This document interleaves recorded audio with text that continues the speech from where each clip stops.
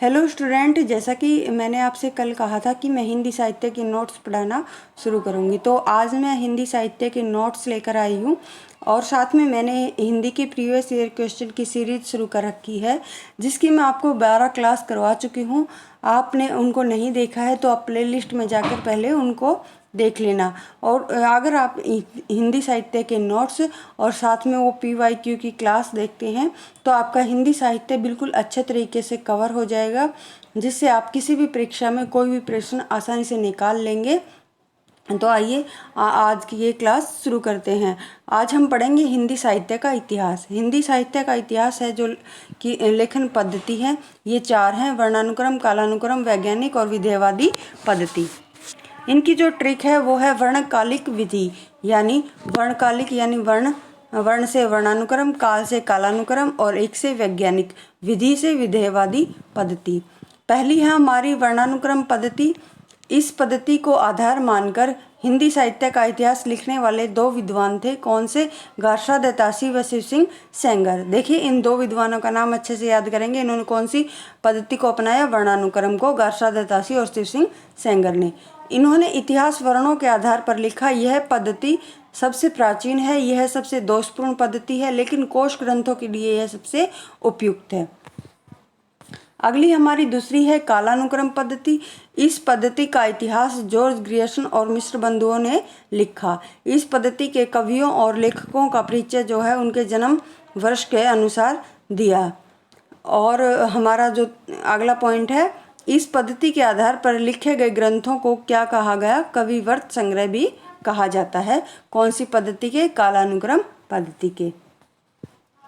तीसरी है हमारी वैज्ञानिक पद्धति, शोध लेखन भी बोलते हैं इसको। और इस पद्धति में क्या किया जाता है? तथ्यों का संग्रहण करके विश्लेषण किया जाता है और फिर निष्कर्ष प्रस्तुत किया जाता है। चौथी हमारी विधेयवादी पद्धति, यह सबसे उपयुक्त पद्धति है। वेरी इंपॉर्टेंट पद्धति यही है हमारे लिए। और इस पद्धति के जन्मदाता हैं, जो वेरी इंपॉर्टेंट क्वेश्चन है, देखिए इसके जो जन्मदाता हैं वो फ्रांसीसी तेन माने जाते हैं। ये प्रश्न कई बार पूछा जाता है, तो आप इसको अच्छे से याद रखना। कौन है जन्मदाता इसके? फ्रांसीसी तेन। आचार्य रामचंद्र शुक्ल ने इसी पद्धति का प्रयोग किया है।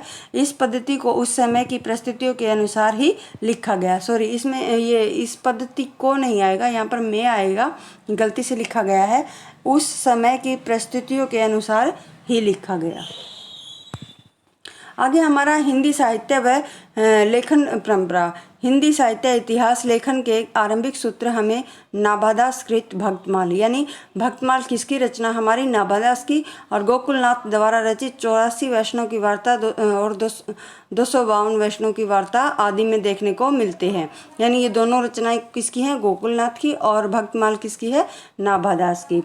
कालिदास त्रिवेदी द्वारा रचित कालिदास हजारा के भी लेखन परंपरा के आरंभिक सूत्र मिलते हैं। इनमें सन सम्मत का अभाव पाया जाता है, इसलिए इन ग्रंथों को साहित्य का इतिहास नहीं कहा गया। किसका अभाव पाया गया इसमें? सन और संवत का। नाभादास ने भक्तमाल में 316 छप्पियों में 200 भक्तों के जीवन का वर्णन किया है। यह कौन कहते हैं? हमारे डॉक्टर बच्चन सिंह। कितने भक्तों का? 200 भक्तों का। और वार्ता साहित्य का संबंध वल्लभ संप्रदाय से है। किससे है? वल्लभ संप्रदाय से। और 84 वैष्णव की वार्ता में वल्लभाचार्य के 84 शिष्यों का वर्णन है। और 252 वैष्णव की वार्ता में अष्टछाप के संस्थापक विट्ठलनाथ के 252 शिष्यों का वर्णन है। देखिए, एक क्वेश्चन आपका यहाँ से तैयार हो जाता है कि अष्टछाप के जो संस्थापक हैं वो कौन है? वो विट्ठलनाथ हैं। और ये विट्ठलनाथ और वल्लभाचार्य क्या हैं? पिता और पुत्र हैं। तो स्टूडेंट, आज के लिए इतना ही। आगे का हम अगली क्लास में करेंगे। आप सबको यह नोट्स और PYQ की जो सीरीज़ है वह कैसी लग रही है आप कमेंट करके ज़रूर बताइए। चैनल को शेयर करें, सब्सक्राइब करें और वीडियो को लाइक करें। धन्यवाद।